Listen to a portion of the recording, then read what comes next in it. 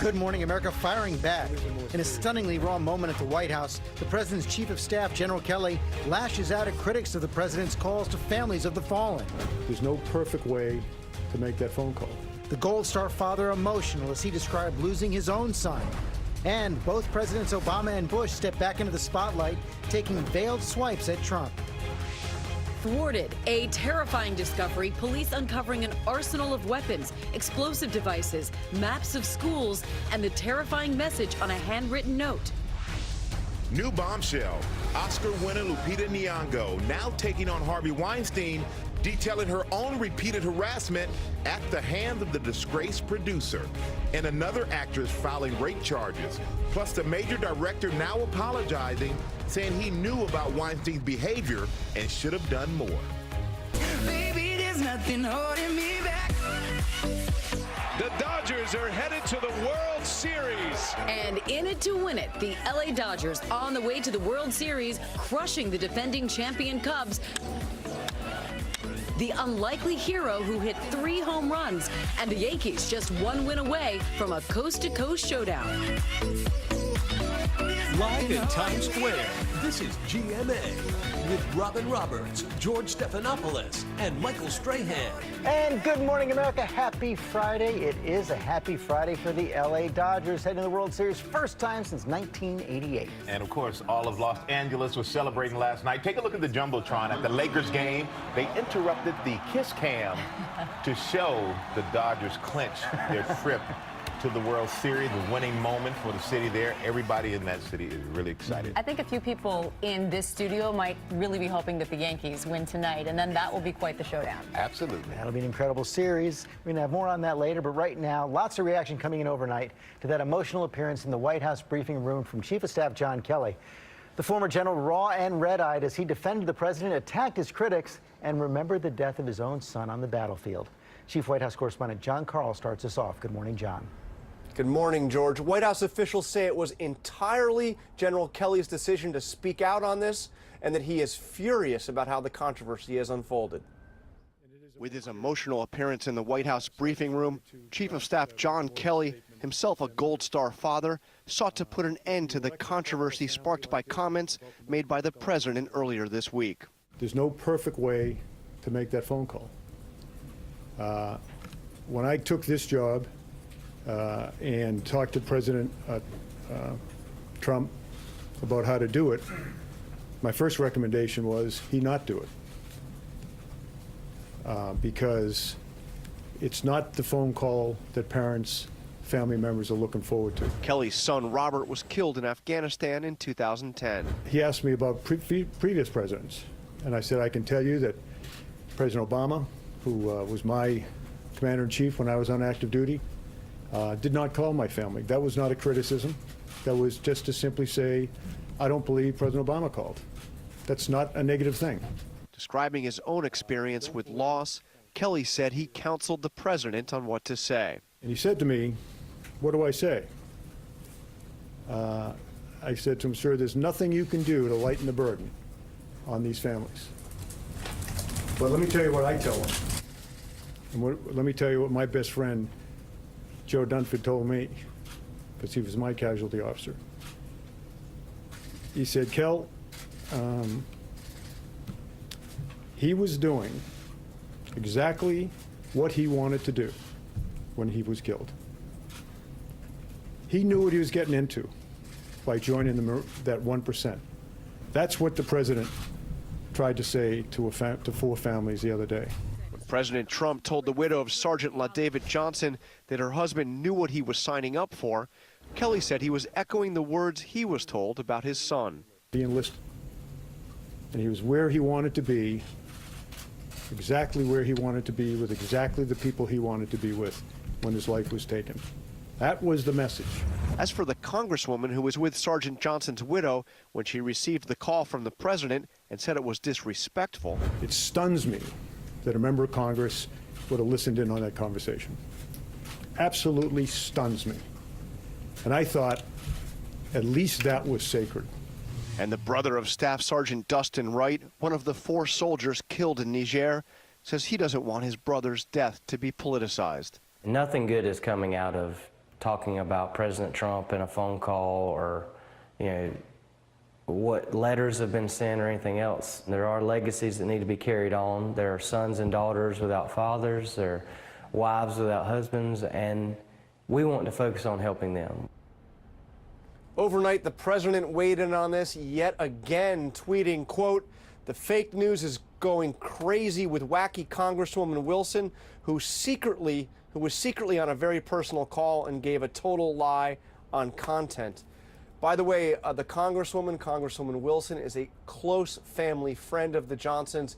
She heard that telephone call because she was riding in the car with Sergeant Johnson's widow when the call came in. George? Okay, John Carl, thanks very much. We're going to bring in our Chief Global Affairs anchor, Martha Raddatz, who's in Tokyo this morning. And Martha Raddatz, you've covered General Kelly for a long time. You know him well. Simply extraordinary that he would come to the briefing room and open up about his own personal loss in that way. George, I was very, very surprised by that. General Kelly has been so private about his son. His staff and General Kelly himself have asked reporters, have asked me in the past, not to bring up the death of his son when we have interviewed him. So it was very surprising, but it shows you how profoundly he feels about this, how profoundly protective of President Trump he is being. And of course, he was in the room with him. George, as you know, I know many Gold Star families, they all grieve differently. They all grieve privately or publicly, but it is all a unique experience that really none of us can understand. Certainly, and Martha, he also just expressed that real gulf he feels between what he called the 1%, those who serve in the military, and the rest of the country. Yeah, you know, it struck me that part of him was just still talking about that as a Marine Corps general, about the sacrifice and service. And you know, George, I've been out here with the troops the last couple of days, and the sailors out on a carrier. They do not like any of this politicized. They do not like to talk about things like this. But interestingly enough, when I asked one young pilot, an F-35 pilot, whether he feared that war might break out on the Korean Peninsula, he said, "Ma'am, that's what we signed up for." George? Okay, Martha Raddatz, thanks very much. Amy? And meanwhile, George, there are still unanswered questions about that deadly ambush in Niger that took the lives of Sergeant LaDavid Johnson and 3 other special forces. The Pentagon has now launched an official investigation, and our chief investigative correspondent, Brian Ross, is here with the very latest details. Good morning, Brian. Well, good morning, Amy. As you said, still no answers this morning about what happened in that deadly ambush in a remote African village more than 2 weeks since it happened. The American soldiers were part of a Green Beret battalion called the Bush Hogs, assigned to train and assist the Nigerian army in fighting terrorists. Just because it's called train and assist doesn't mean that it's not dangerous. Officials say the 4 Americans who died were overwhelmed by a force of some 50 militants. But the Pentagon still cannot provide a full and cogent narrative of how it happened, citing the ongoing investigation, which was only launched on Thursday. We'll investigate this. We'll have conclusions, and those conclusions will be presented. I'm not prepared to go further. 2 key questions remain. 1, did the unit have the proper advance intelligence and backup air and ground support in case something went wrong? Officials said the unit did not expect to be in combat. Over the last 6 months, we have conducted 29 partnered patrols in this general area without contact of any kind. A second question, did Sergeant LaDavid Johnson get left behind when the rest of his unit pulled out? His body was not recovered for at least 20 hours. It took us a little while to do that. We didn't leave him behind, and we searched until we found him, and we brought him home. U.S. forces have been in Niger for the last 4 years as the threat from this terror group has escalated, with its leader last year pledging allegiance to ISIS. There's a reason we have U.S. Army soldiers there and not the Peace Corps, because we carry guns. And now part of the investigation is whether some of the local troops working with the U.S. forces tipped off the militants about their travel plans and their movements, which set up that ambush. Okay, Brian Ross, thank you. 2 former presidents also making headlines this morning, both George W. Bush and Barack Obama, rebuking President Trump without mentioning him by name, sounding the alarm on the deep divisions they see in our country right now. Our senior congressional correspondent, Mary Bruce, is at the White House with the story. Good morning, Mary.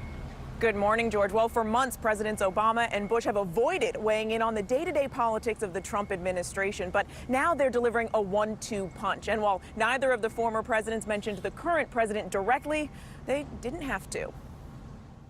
President Obama is stepping back into the political spotlight and back into the fray. Our politics just seems so divided and so angry and so nasty.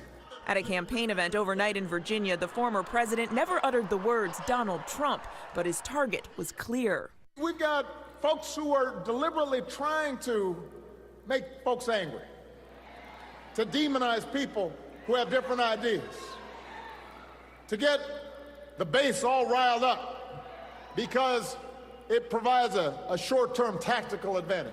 Also throwing down the gauntlet, George W. Bush in a blistering takedown Thursday. Bigotry seems emboldened. Our politics seems more vulnerable to conspiracy theories and outright fabrication. We've seen our discourse degraded by casual cruelty. At times, it can seem like the forces pulling us apart are stronger than the forces binding us together. And he was adamant on some issues, there is no wiggle room. Bigotry or white supremacy in any form is blasphemy against the American creed. Now, don't expect this to become a regular thing. President Obama doesn't have any more campaign appearances scheduled for this year, and President Bush, George, isn't expected to weigh in again anytime soon. And Mary, meantime, late last night in the Senate, they passed that budget, which is an important first step towards getting that tax cut President Trump wants. Yeah, George, overnight Senate Republicans cleared that first major hurdle in their quest to overhaul the nation's tax code late last night, passing a budget resolution. This now paves the way for them to pass tax reform with just a majority vote. This budget now heads over to the House for their approval. Mary Bruce in Washington, thanks very much. All right, George, and we move on to Florida now, where police discovered an arsenal of weapons in a home where they were investigating an unrelated crime. ABC Gio Benitez is here with that story. And Gio, this may have prevented disaster. It really could, Amy. Good morning to you. The man is not talking to police, but they're already making comparisons to the Las Vegas shooter, a total unknown who wasn't on anyone's radar. Now even the FBI is involved.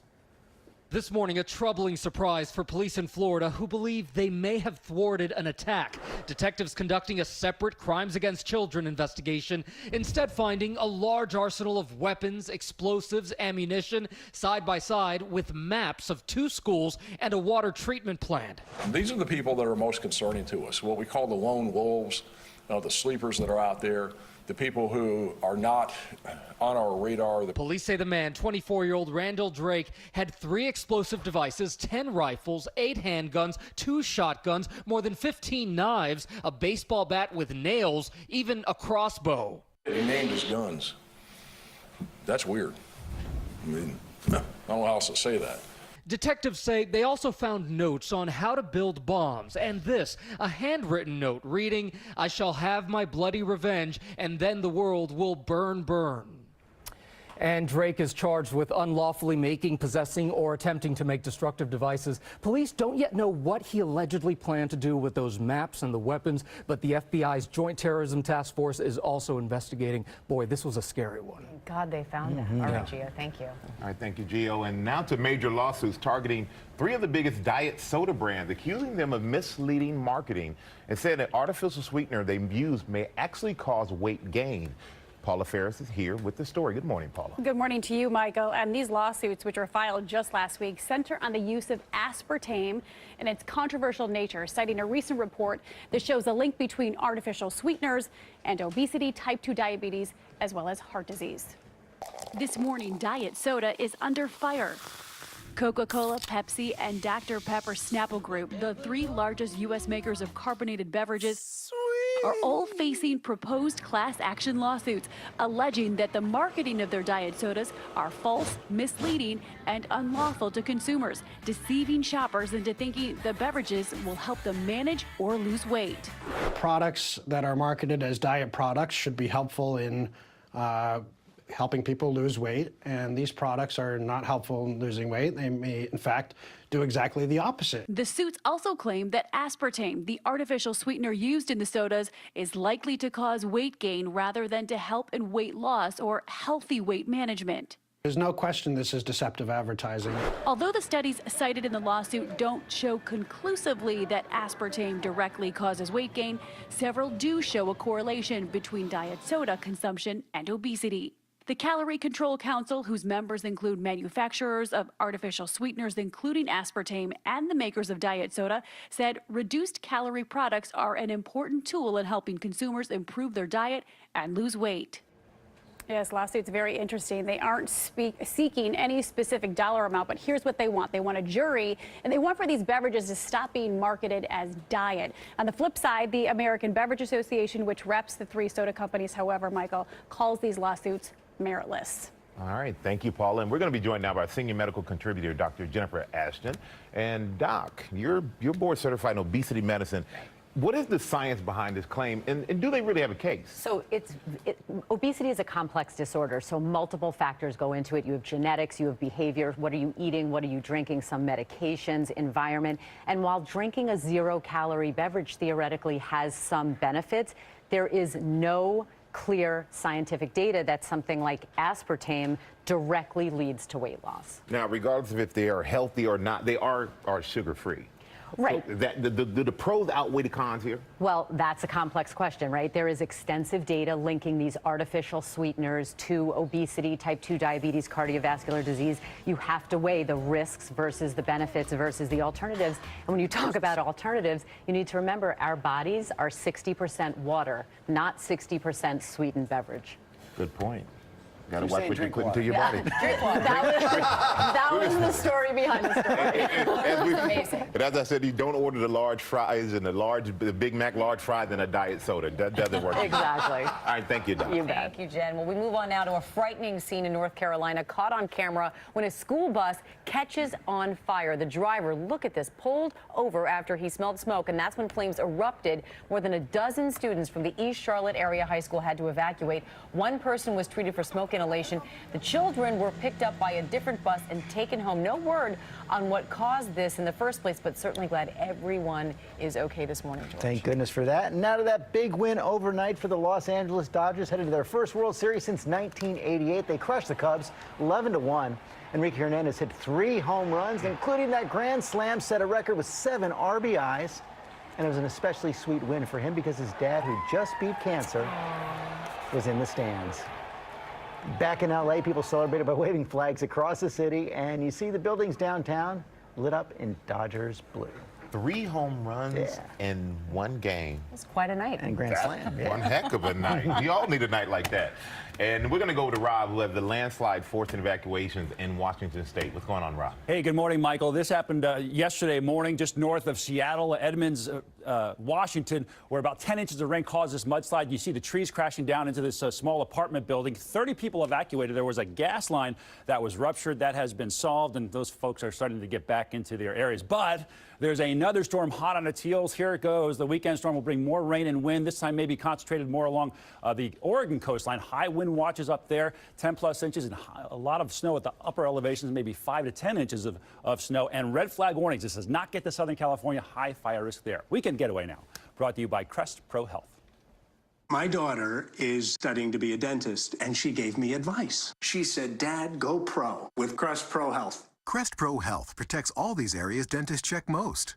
Immediately, I felt a difference. It did an extremely good job of cleaning. 4 out of 5 dentists confirm these Pro Health products helped maintain a professional clean. Go pro with Crest Pro Health. My daughter inspired me to make a change. Crest Pro Health really brought my mouth to the next level. Crest, healthy, beautiful smiles for life. Hey, I'm tracking a couple of sunny days right through your weekend, and temperatures will continue to warm. Out the door this morning, still kind of short sleeves. We're doing okay. Mid-70s for highs later today, and upper 70s coming up this weekend. Next chance of rain Tuesday of next week. That rain could last into early Wednesday morning. After that, we're going to cool way down with high temperatures next week toward Thursday around 60 degrees.